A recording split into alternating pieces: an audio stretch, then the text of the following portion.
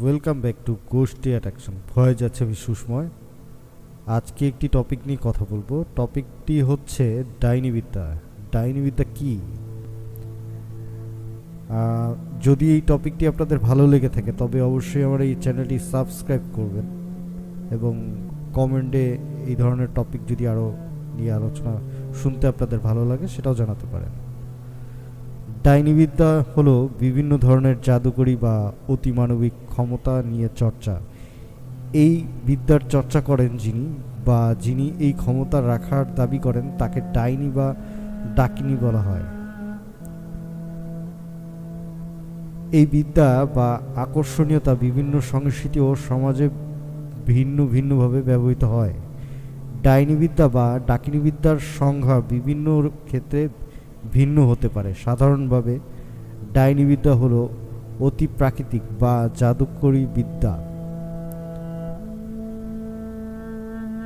এই বিদ্যার মাধ্যমে অনেকে ক্ষতি করে থাকে কিংবা নিয়ন্ত্রণ করার চেষ্টা করে থাকে। এটি একটি কুসংস্কারের মতো, যেখানে কিছু লোক বিশ্বাস করে যে কিছু নারী ডাইনি যারা জাদুকরী ক্ষমতা ব্যবহার করে অন্যদের ক্ষতি করতে পারে। ডাইনিবিদ্যা বিভিন্ন সমাজে বিভিন্ন রূপে দেখা যায়। কিছু সমাজে ডাইনিবিদ্যাকে জাদুবিদ্যা বা অতিপ্রাকৃতিক ক্ষমতার চর্চা হিসেবে দেখা হয়, যেখানে কিছু সমাজে এটি একটি অপরাধ হিসেবে গণ্য করা হয়। ডাইনিবিদ্যা সম্পর্কিত কুসংস্কারের কারণে অনেক সময় নিরীহ মানুষকে মিথ্যা অভিযোগে অভিযুক্ত করা হয় এবং তাদের হত্যা করা হয়। ভারতে ডাইনিবিদ্যা সম্পর্কিত কুসংস্কারের কারণে অনেক নারী ও মেয়েকে ডাইনি বলে চিহ্নিত করে হত্যা করা হয়।